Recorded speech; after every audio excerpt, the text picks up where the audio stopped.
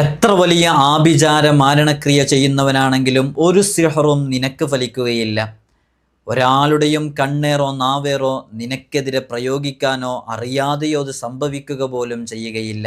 ഒരാൾക്കും നിന്നെ തകർക്കാനും കഴിയുകയില്ല. ഈ രണ്ട് സൂറത്തുകൾ നിന്റെ ജീവിതത്തിൽ പകർത്തിയാൽ മതി.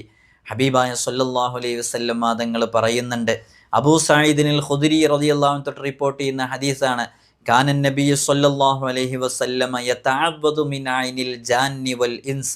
ഹബീബായ സ്വല്ലല്ലാഹു അലൈഹി വസല്ലം തങ്ങൾ മനുഷ്യരുടെ കണ്ണേറുകളെ തൊട്ടും ജിന്നുകൾ, പൈശാചുകൾ, ഇത്തരം വിഷയങ്ങളെ തൊട്ടൊക്കെ കാവൽ തേടി അഭയം തേടി ദുആ ചെയ്യാറുണ്ടായിരുന്നു മുഅവ്വിദത്തൈനി അവതരിക്കുന്നത് വരെ. ഫലമ്മാ നസലത്തിൽ മുഅവ്വിദത്താൻ, മുഅവ്വിദത്തൈനി അവതരിക്കലോടുകൂടെ ഹബീബായ സല്ലല്ലാഹു അലൈഹി വസല്ലം തങ്ങൾ അഖദഹുമാ വതറക മാ സിവാ ദാലിക്, ഹബീബായ സല്ലല്ലാഹു അലൈഹി വസല്ലം തങ്ങൾ അത് മുറുകെ പിടിക്കുകയും ബാക്കിയുള്ളതൊക്കെ ഉപേക്ഷിക്കുകയും ചെയ്തു. ആ മുഅവ്വിദത്തൈൻ എന്ന് പറയുന്ന സൂറത്തുൽ ഫലഖും സൂറത്തുൻ നാസും ധാരാളമായിരുന്നു ഇത്തരം വിഷയങ്ങളെ തൊട്ടൊക്കെ പരിഹാരമായിട്ട്. നമ്മുടെ ജീവിതത്തിൽ നമുക്ക് പതിവാക്കാവുന്നതാണ്.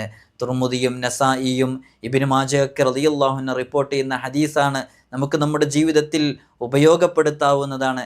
ഹബീബായ സല്ലല്ലാഹു അലൈഹി വസല്ലം തങ്ങളുടെ ജീവിതത്തിൽ അത്രമേൽ ഉപകാരപ്പെട്ട, അതുവരെ ഉണ്ടായിരുന്ന ദുആ ഈ രണ്ട് സൂറത്തുകൾ അവതരിക്കലോടുകൂടെ ഒഴിവാക്കിയിട്ട് ഇതിനത്രമേൽ പവിത്രതയുണ്ടായതുകൊണ്ട് അത് ജീവിതത്തിലേക്ക് ചേർത്ത് വെച്ച് മുത്തനബി സല്ലല്ലാഹു അലൈഹി വസല്ലം തങ്ങൾ വിരിപ്പിലേക്ക് എത്തിക്കഴിഞ്ഞാൽ അവിടുത്തെ രണ്ടു കരങ്ങളിലേക്കും ഈ സൂറത്തുകൾ ഉൾപ്പെടെയുള്ളത് ഓതിയിട്ട് കൈകളെ കൊണ്ട് തടവാൻ പറ്റുന്ന ഭാഗങ്ങളിലൊക്കെ തടവി ഹബീബായ സല്ലല്ലാഹു അലൈഹി വസല്ലം തങ്ങളെ കാവൽ തേടാറുണ്ടായിരുന്ന വളരെ പവിത്രമേറിയ രണ്ട് സൂറത്തുകളാണ്.